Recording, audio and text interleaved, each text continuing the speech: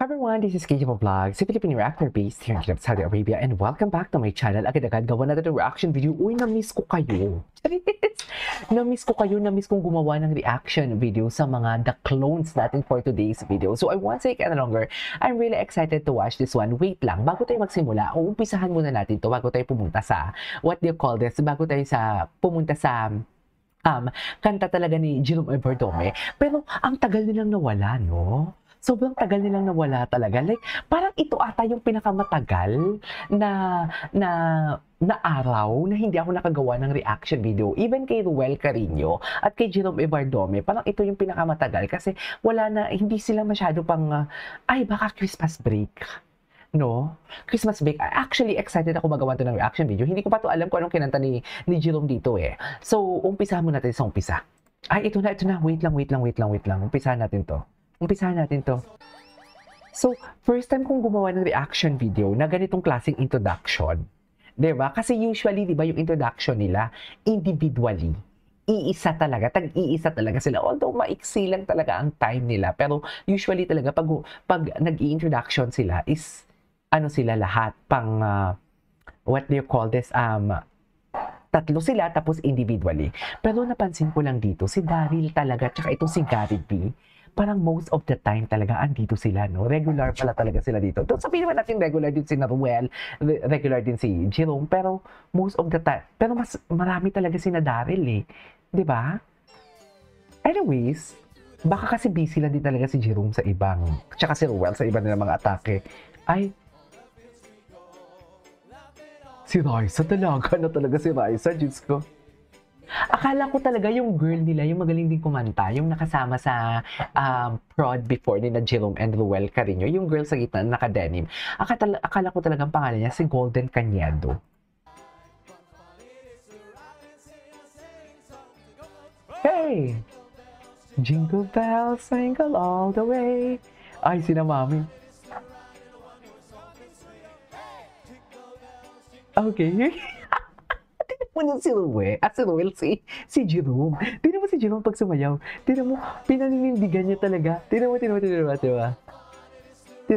mo ha. Ayan na.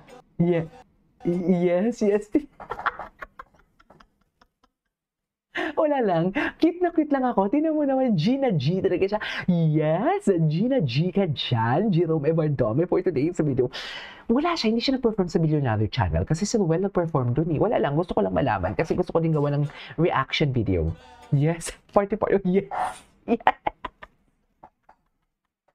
Mami, tuwang-tuwa ako talaga sa itsura ni ano dyan. Happy talaga siya. Merry Christmas. Ay, wala pala silang Pasko. They don't celebrate Christmas pala. Sorry naman. They don't celebrate Christmas pala for today's video. Anyways. O, diba? Ay, bakit siya kinanta yung Jingle Bell? Pero okay lang naman siguro. Wala naman siguro restriction na bawal kantahin. Okay.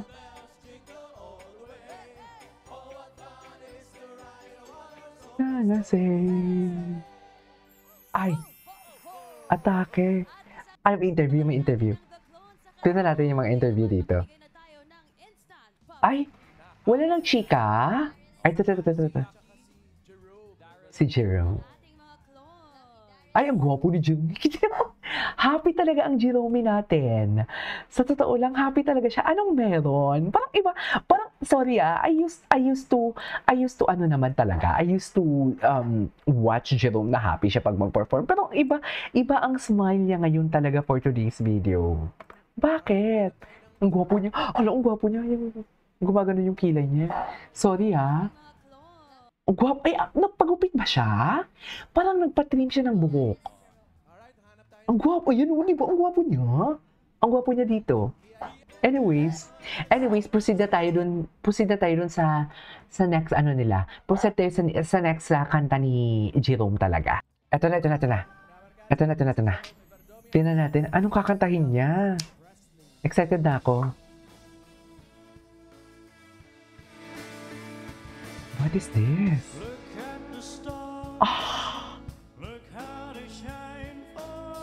Ooh, love that. I love that. Nakita nyo, the leveling of his voice. Iba yung atake nun eh. Binali niya. Magaling talaga siya sa balian ng nota. Sana all binabali. Sa totoo lang, magaling talaga siya. Sorry ah.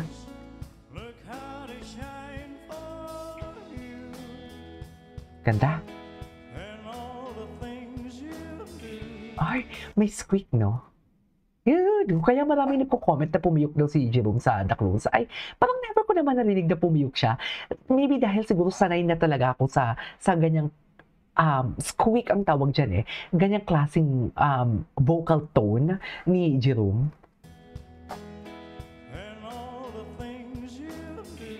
Ganda. Oh, di ba? Yeah. Technique kasi yan. Baka naman siguro na pagkamali nilang piyok. Pero squeak kasi ang tawag dyan. Morissette Amon gumaganyan din. Squeak ang tawag dyan. Vocal technique niya yan. Yellow. I came along. Ang galing niya mag-placement. Kailan concert yan sa US?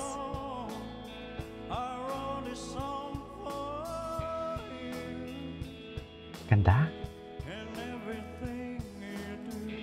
Binabali niya talaga. Binabali niya talaga ang nota. We all know from the fact na parang hindi ganito. I know the respect sa original, ganyan talaga. Pero may sarili talaga siyang twist.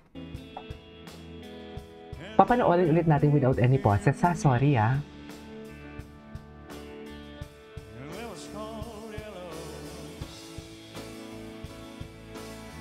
Sige nga. Falsetto. Hindi niya pinalsetto. Full chest voice.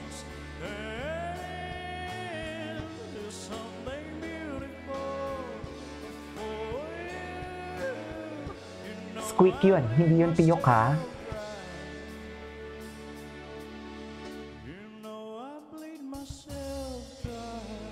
Binabali niya. Iba ang placement niya dito. Ulitin niya natin.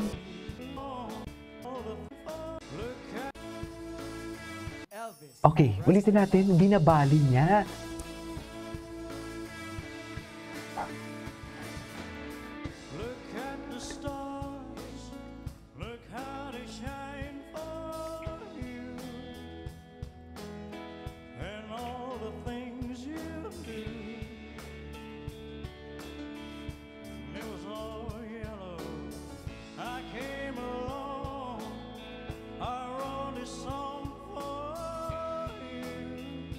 Okay.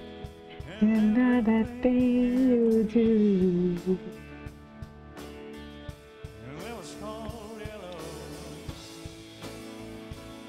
Okay.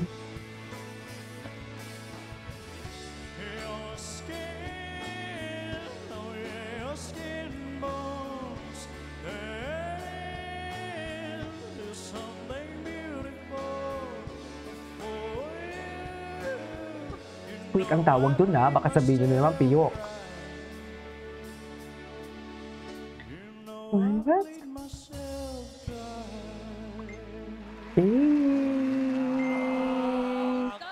I love it. Alright, there you go guys. That is our for today's video. This is Kinjima Vlogs and see you on the next vlog. I love it.